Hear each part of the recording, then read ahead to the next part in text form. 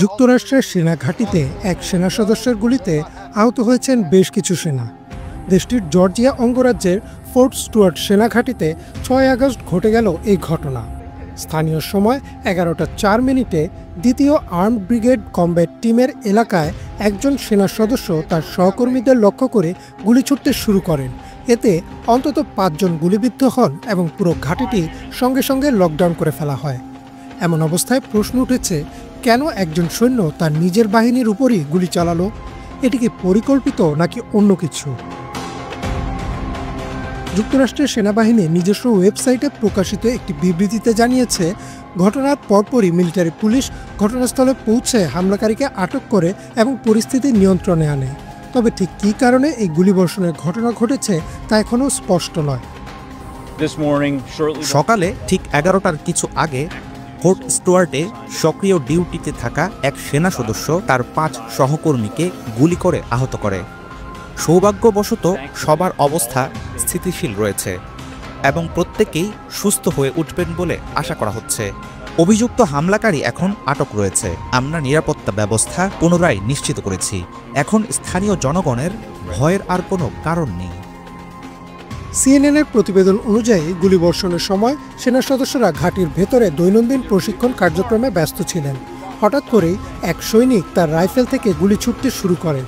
প্রত্যক্ষদর্শীদের বরাতে বলা হয়, হামলাকারী সেনার আচরণ সকাল থেকেই অস্বাভাবিক ছিল। এমনকি তার সহকর্মীরাও তার মানসিক স্থিতিশীলতা নিয়ে কিছুটা উদ্বেগ প্রকাশ করেছিলেন আগের দিন।